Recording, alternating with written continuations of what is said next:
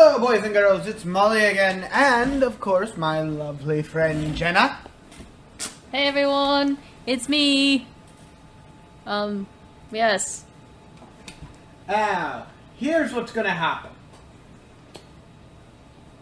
I'm gonna be reading a very short story today. Because we kinda ran out of time. We couldn't find a good one. So we found this one. Jenna picked it. I did not. I did no such thing. Doggy farts as poison damage. By username KVAOO.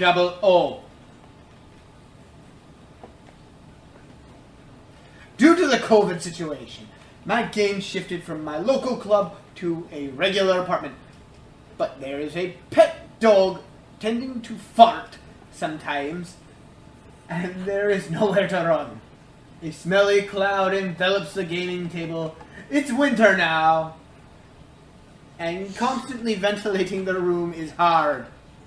DM tries to provide at least some comfort in these challenging circumstances and gives players a bonus if you are smelling a dog's fart. You get an additional 1d4 poison damage on your next attack roll. What? What? Consequence. Power gamers are actually trying to smell the dog's fart to get this bonus, not avoid it. I don't care what fucking reward you'd give me. I will not shove my nose up a dog's hole. I don't understand this sometimes. I don't get the... Jenna, why'd you pick this one? I did no such thing. Liar! How is this amusing towards me? How would I find this amusing? Because I'm suffering. If it makes you feel any better, I'd be suffering. This next story is by Jacktown Music.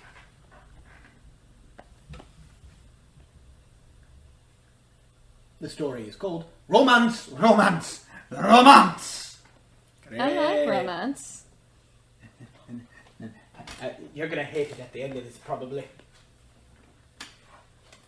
I'm running a really intensive campaign based around a village that's being cursed by a witch. Jenna, what did you do? They ran out of my favorite flavor of ice cream, okay? Some fucker decided to flash freeze it all and then resell it on eBay.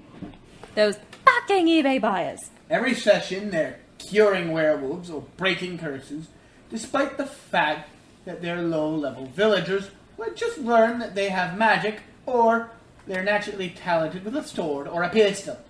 They're kind of superheroes. Like discovering their abilities. What kind of superhero sells fucking ice cream on Amazon or eBay?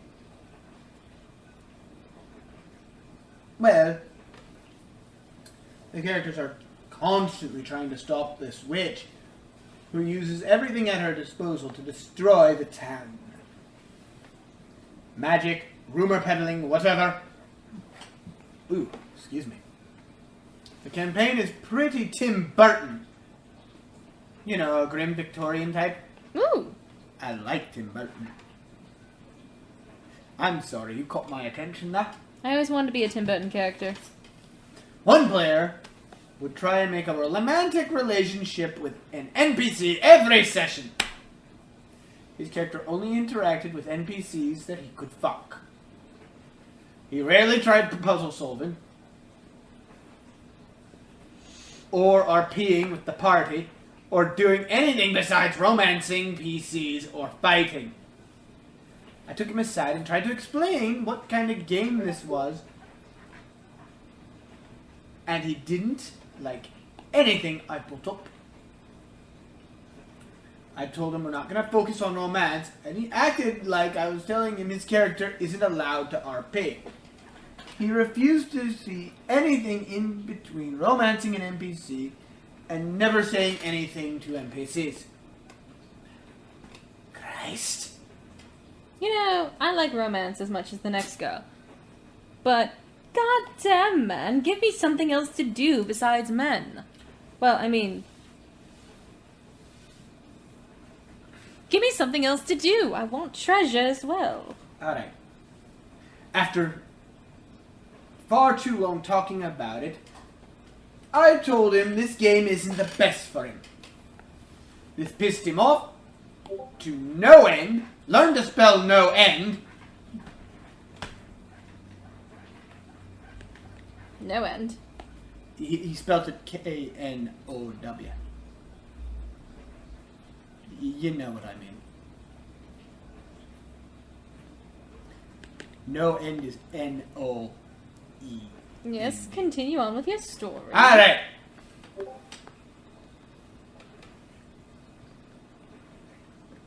And hadn't really spoken to me since.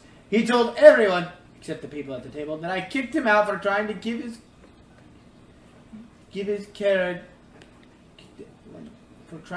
character, so I saw. What do you mean?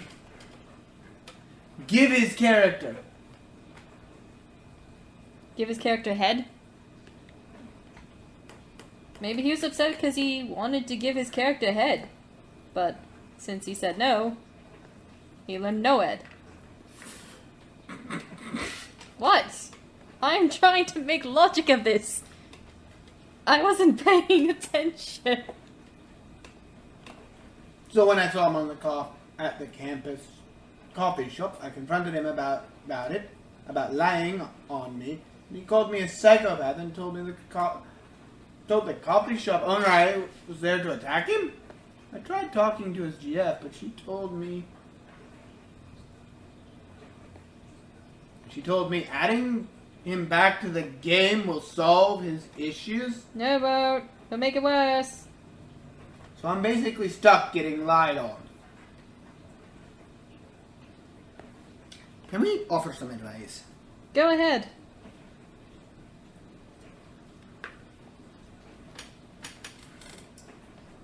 Don't do it. That'd be my advice. Don't do it. Oh, don't worry. I don't think he's gonna do it.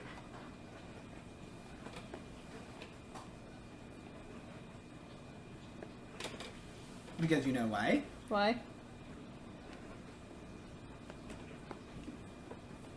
Because this guy kept doing romance relationships. You know, did he ever thought about telling his girlfriend how much of a hornball this bastard is? I think he's tried, and the girlfriend just is ignoring it.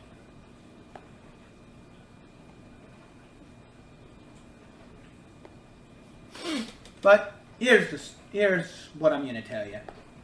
Straight up.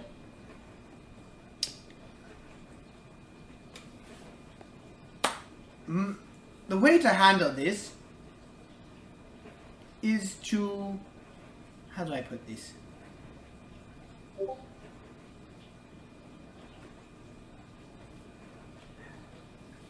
Is to basically tell people the truth. Everyone who asks you, tell them the truth.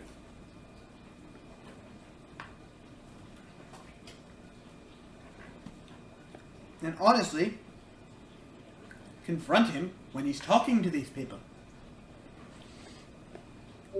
It's actually easy.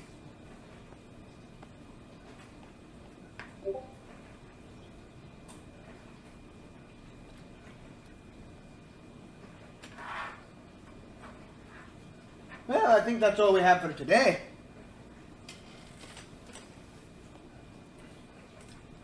And if someone's lying about you, they were never meant for your group in the first place. If they're going to go to this drastic measures. And, you know what I mean, Jenna. Being straight up bastards. Then they don't deserve your attention at all. You know what they deserve?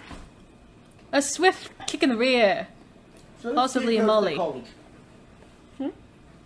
So, since this kid goes to college, it's best to report him to the dean for lying. Whoop his arse. Well, legally. Yes. But, hey, you do you. If you don't like confrontation, don't deal with it. Ignore him. He's not going to be worth your time. Okay? And if anyone else has problems with players like this, let's just say, kick them out as soon as fucking possible. Because if they're just gonna want to romance the PCs, I'm willing to bet this guy was playing a bard. And he was living up the trope. I mean, Christ. Jenna and I would kill him if he tried hitting on us. I would do something worse. What would you do? Disguise myself as an NPC and tell him, fuck off. You're not attractive. And he'll go crying. Because this is a Tim Burton-like game. Tim Burton wasn't about romance.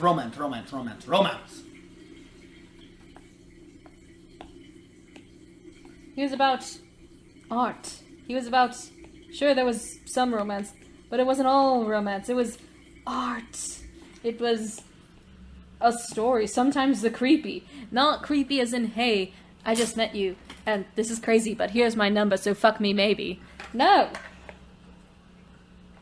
So yes. It's none of that. Well, everyone, that's our time. This is Molli and Jenna signing off one more time. We'll see you next week. Bye.